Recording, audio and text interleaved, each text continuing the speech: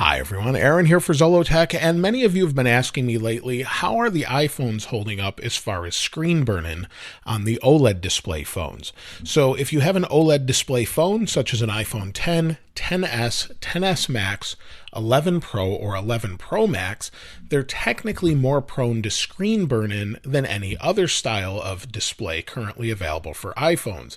So LCDs can get burn-in, or what I mean is a ghosting of an image. So for example, if you have the Messages app in the upper right for a long period of time on a very bright display, will that image be there sometimes in the background, sort of ghosted, even if you're on a different screen? And so I wanted to show you on this phone, you can check this by looking at a white or all gray background on these phones.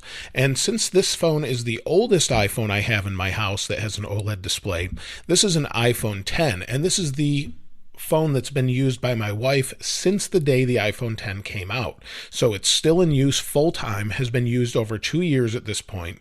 So they came out in September of 2017. It's been in use every single day since. And so I can show you that as well with the battery. The battery health on this one is 90% after a couple of years at this point.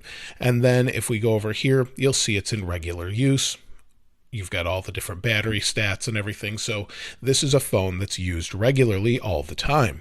And so the screen burn-in can be a concern, and especially when you get to very, very bright displays, such as that on the 11 Pro Max, screen burn-in can show up, but is very less likely these days because companies like Apple and Samsung do things to sort of shift the pixels around so they don't stay stagnant for too long, so you don't get that residual image.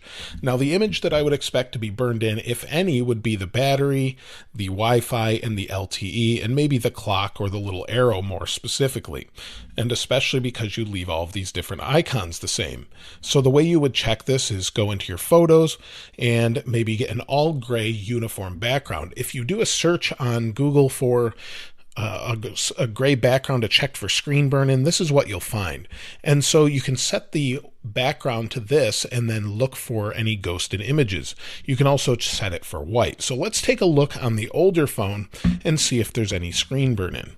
Now, I have checked this myself. Let's go over to this. There's the gray screen, and I've even turned it up all the way.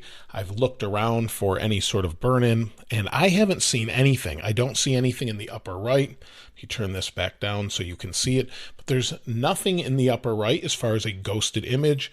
None of the icons are down here at the bottom, and it seems to be holding up really well. Now, if I go over to, say, a white image here, I have one here, you can do the same thing and look all the way around the display, and I don't see any images ghosted in whatsoever.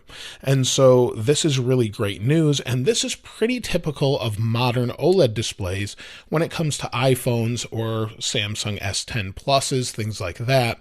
They have a lot of built-in technology to really eliminate the residual images that can be left behind.